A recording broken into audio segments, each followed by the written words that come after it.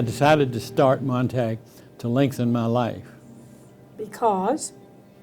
Because I figured that if I ran my own business, I could make the decisions on who would become a client, who would work there. So it's to escape some of the things that go on when you are part of an organization. Okay, when I started the company, my dream was to get through the first 3 years, because that's the toughest part of starting a new company from scratch. I think the firm has evolved very nicely relative to the goal, but we've got probably a half a dozen clients that have been here a very long time. One that's been here for 4 generations. Yeah. Which is really neat. Yeah. I mean, that's exciting. My dad says he started this business to live longer. And I identify with that because I think you get to choose who you spend your days with. That's the real currency of life if you look back over a well-lived life is the time and who you spent it with and what were you doing.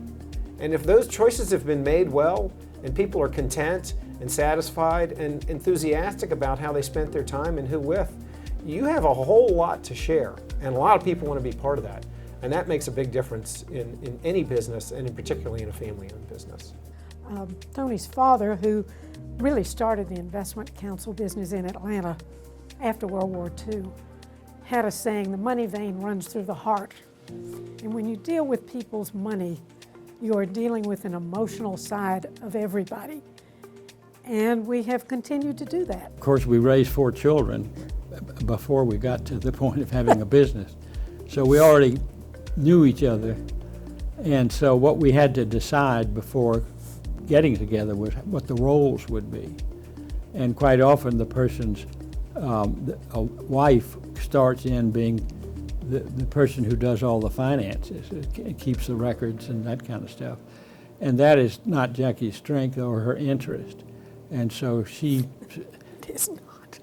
decided, and we decided together, but it was obvious when you thought about it, that her job was to circulate, basically, and just see what happens. And that's what she did. And she's done it she does it very naturally. And I come into the picture when people want to get more specific about the issues that are on their mind. My role at Montag was answering the phone. No, it was. Yeah. It was going into the community, the things that I was doing, which were a lot of nonprofit things, and representing us, and saying to people who apparently needed some service, would you consider, talking to us? And a lot of them did, which was fun. They knew they were going to be treated fairly. We had seminars for women in the fall and the spring, which grew out of the fact that I felt women were talked down to. And they didn't need to be. I mean, even if you don't understand something, you can ask a question without feeling demeaned by the answer.